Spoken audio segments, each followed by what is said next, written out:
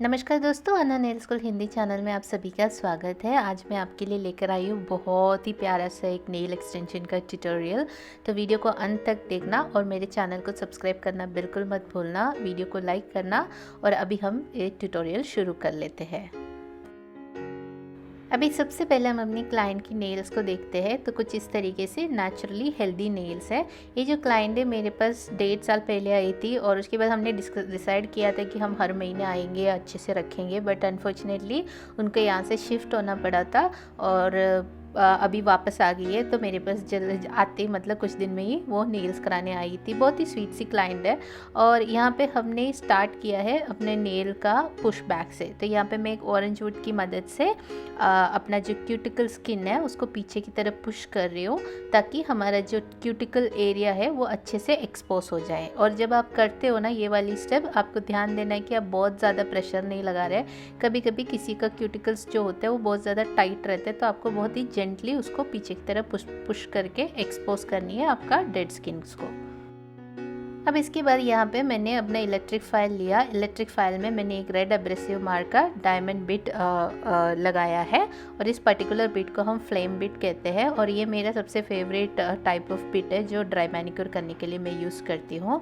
जैसे आप देख सकते हैं यहाँ पे मेरा मशीन जो है वो 18,000 RPM स्पीड में चल रहा है और यहाँ पे मैं लेफ़्ट से राइट की तरफ जा रही हूँ, तो ये रिवर्स मोड में चल रहा है। अगर आप चाहते हो कि आप भी अपनी सर्विस में इलेक्ट्रिक फाइल का इस्तेमाल करूँ जैसे मैं कर रही हूँ ड्राई मैनिक्योर का, तो आपको नहीं पता इसको कैसे इस्तेमाल करनी है, तो आप हमारा क्लासेस ज्वाइन कर सकते हैं।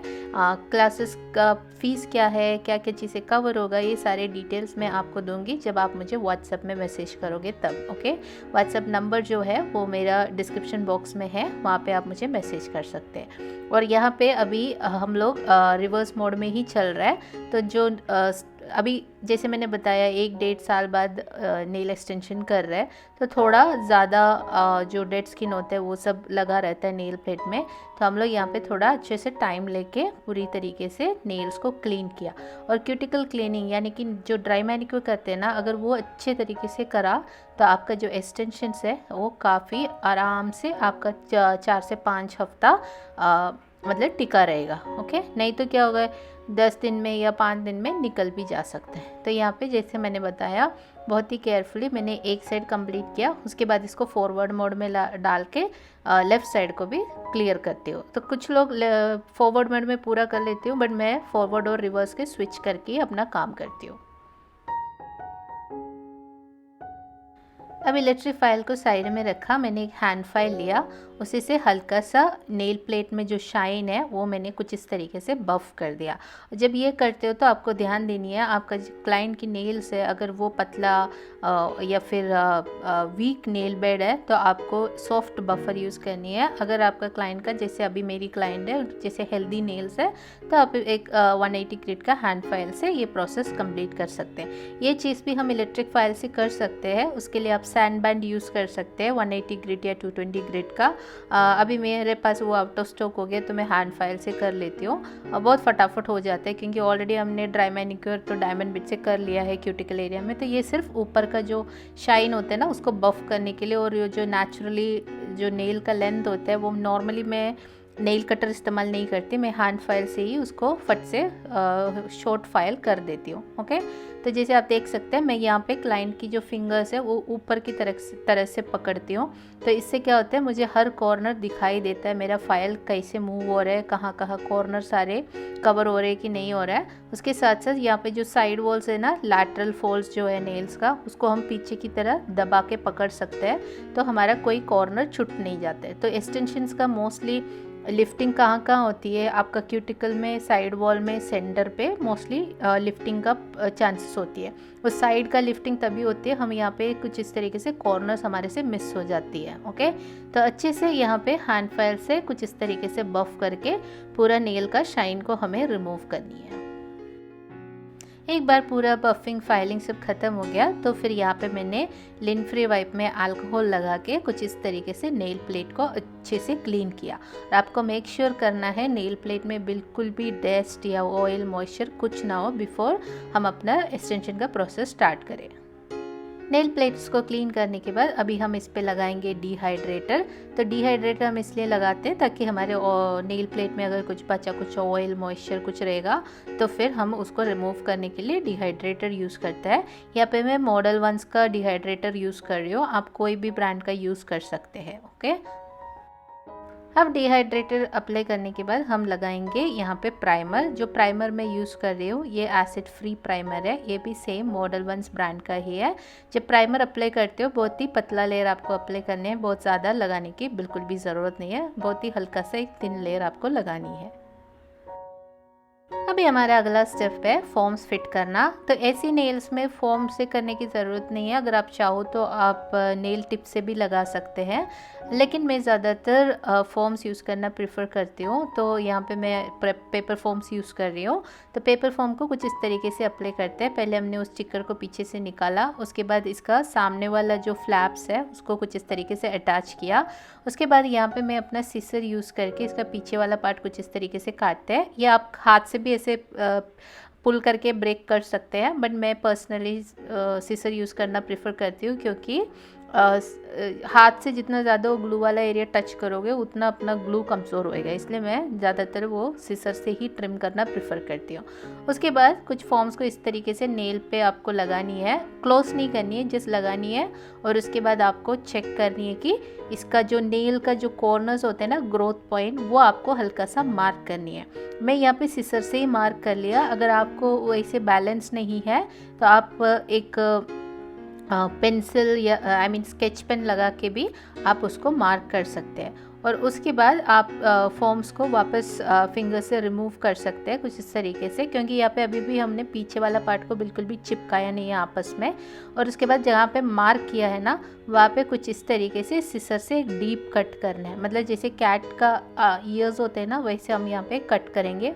और अभी फॉर्म पूरी तरीके से ओपन हो जाएगा। उसके बाद वापस जो सेंटर का ब्लैक लाइन है उसको नेल्स का सेंटर में अलाइन करके अब कुछ इस तरीके से पीछे की तरह खींच के पहले चिपकाएंगे।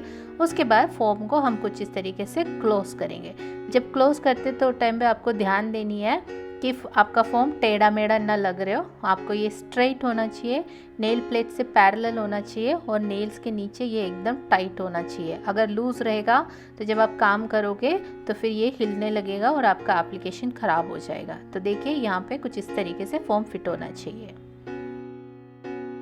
अभी हमारा नेक्स्ट स्टेप है प्रोडक्ट एप्लीकेशन। सो एक्रिलिक पाउडर मैं यहाँ पे जो यूज़ कर रही हूँ ये TNT का एक्रिलिक पाउडर है, मोनोमर भी TNT का ही है।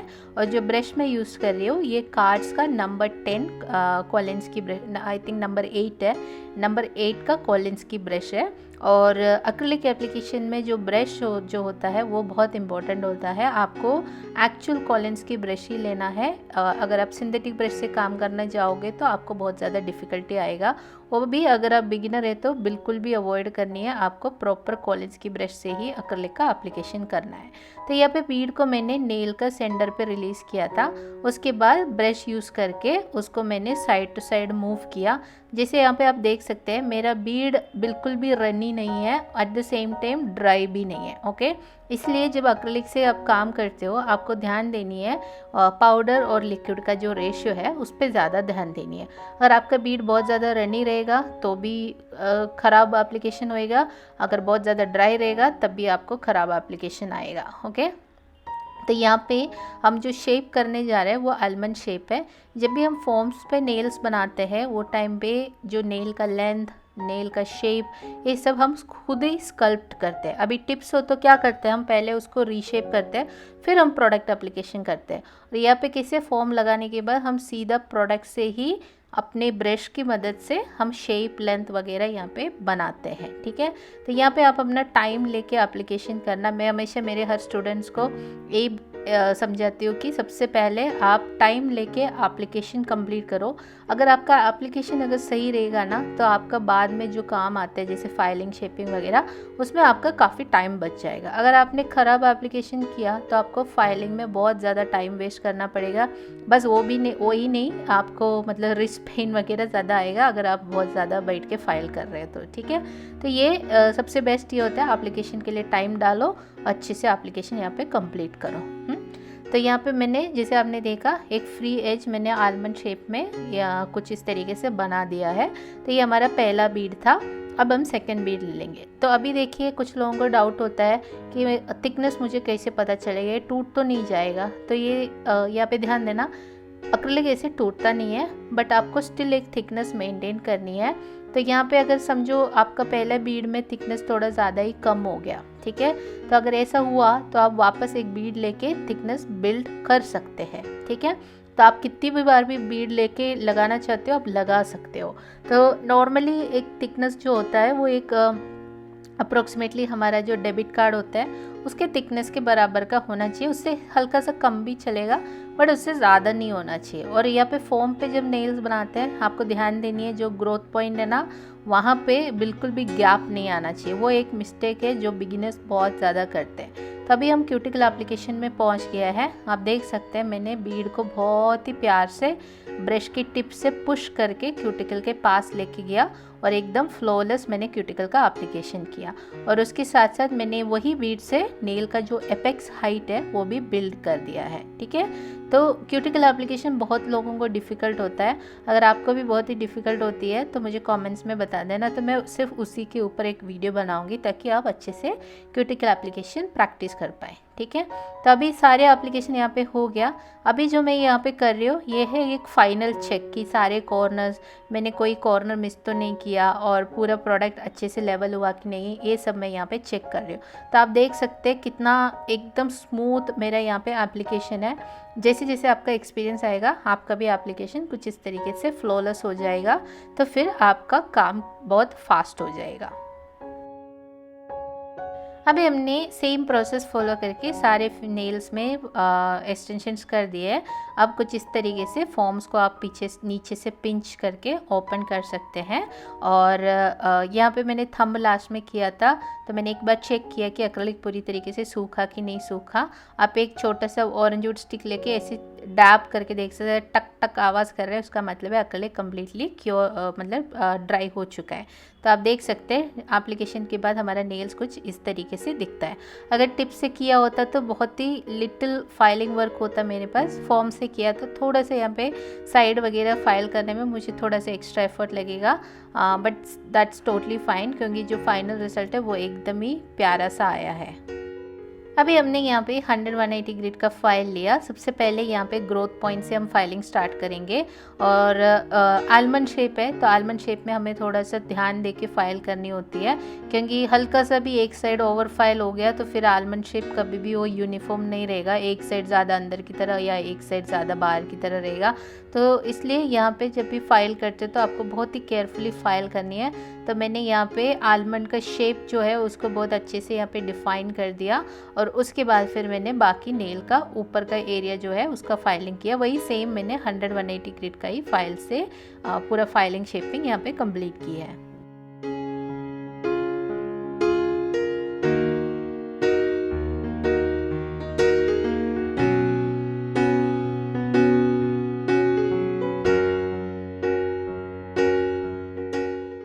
अभी लास्ट में हम बफर से थोड़ा इसको फाइन ट्यून करेंगे। तो बफर भी 180 ग्रिड का है, उसका जो 100 साइड है उसी से मैं थोड़ा कुछ इस तरीके से बफ करूँगी। तो ये इसलिए हम करते ताकि हमारा जो हार्ड फाइल से जो फाइलिंग की है उसका और थोड़ा सा फाइन ट्यून करने के लिए। अभी देखो कभी भी बफर का सॉफ्ट साइड से ज़्यादा फाइल नहीं करना है, तो फिर हमारा एक्सटेंशन जो है वो बहुत ज़्यादा चिकना बन जाएगा, फिर आपका जेल पॉलिश पील ऑफ हो जाएगा। तो हमें एक हल्का सा रफ सरफेस चाहिए ताकि हमारा जेल पॉलिश जो है वो अच्छे से नेल पे अटैच्ड रहे। ओके, यहाँ पे हम कोई बेस कोट नहीं लगाते, सीधा जेल पॉलिश ऊपर लगता है, तो आपको इस चीज़ का ध्यान देनी है। अभी हमारा फाइलिंग शेपिंग बफिंग सब कुछ कंप्लीट हो गया है। तो यहाँ पे मैं अपना अल्कोहल और लिन फ्री से एक बार और नेल्स को अच्छे से क्लीन कर रही हूँ। जैसे आप देख सकते हैं एप्लीकेशन बहुत सुंदर लग रहा है। एक्रिलिक का कलर भी बहुत ही प्रिटी है, एक पिंकिश नूड कलर है। मुझे ऐसे ही मतलब बहुत अच्छा लग रहे थे और हम लोग एक्चुअली डिस्कस कर रहे थे इसको एज इट इज़ रखा जाए या कुछ कलर लगानी है। और बहुत डिस्कशन के बाद फिर हमने फाइनली डिसाइड किया कि हम एक जेली कलर यूज़ करेंगे, सिमिलर कॉम्प्लीमेंट करने वाली नूड। उनको सिंपल सा ही चाहिए था, बट कभी कभी मतलब ऐसा नहीं कि वो सिर्फ न्यूड नेल्स ही करती है, सटल करते हैं, बट उसको उनको अच्छा लगता है कि थोड़ा ब्लिंगी टाइप नेल्स भी वो अच्छा लगता है। बट इतने दिन बाद आए तो हम थोड़ा सा सोचे कि सिंपल सा जाते हैं और बाद में हम थोड़ा सा धमाकेदार कुछ बनाएंगे। तो यहाँ पे मैंने नेल्स को अच्छे से क्लीन कर दिया और इसके बाद फिर हम इस पर जेल पॉलिश लगाएंगे। जो जेल पॉलिश जो मैं यूज़ करने जा रही हूँ ये कैनी करके एक ब्रांड का है। इनका एक जेली नूड कलेक्शन था जो मैंने ले रखे थे। तो सबसे पहले हम यहाँ पे थोड़ा अगर समझो अगर आपकी क्लाइंट को डिसाइड नहीं कर पा रहे कि कौन सा कलर लेनी है तो आप जस्ट एक लेयर लगा के आप 2 कलर में कन्फ्यूजन है तो हल्का सा लगा के दिखा सकते हैं तो उनको एक आइडिया आ जाएगा और उसके बाद फिर आप पूरी तरीके से लगा सकते हो। तो यहाँ पे हमने डिसाइड किया कि यही कलर हमको चाहिए तो फाइनली हमने एक ही लेयर लगाया क्योंकि वो जो बेस कलर के ऊपर वो सिंगल लेयर बहुत ज़्यादा सुंदर लग रहे थे। जैसे आपने स्टार्टिंग में तो देख ही लिया था फाइनल कैसे आए थे। तो यहाँ पे आप देख सकते हैं कितना सुंदर है ये, मुझे तो पसंद आया, हम दोनों बहुत खुश हो गए थे। तो पहला लेयर अप्लाई किया, उसको क्योर किया, उसके बाद फिर मैंने यहाँ पे सीधा टॉप कोट लगाया है क्योंकि जैसे मैंने बताया हमको सिर्फ सिंगल लेयर ही चाहिए था। तो ऑलरेडी वो इतना खूबसूरत लग रहा था कि उसमें और कुछ लगाने की मतलब ज़रूरत ही नहीं था। तो यहाँ पे TNT का ही मैं टॉप कोट यूज़ कर रही हूँ और इसके बाद इसको हम 60 सेकेंड के लिए क्योर करेंगे।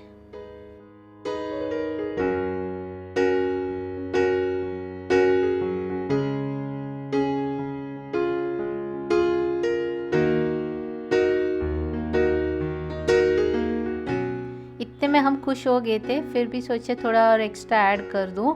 तो फाइनली डिसाइड किया कि हम एक बो लगाएंगे क्योंकि मेरे क्लाइंट मेरे को बता रहे थे आजकल उनको बोस के जो चीज़ें होती है ना उसमें बहुत उसको पसंद आ रहे थे। तो मैंने बोला तो क्यों ना हम एक बो ही लगा दे नेल्स पे।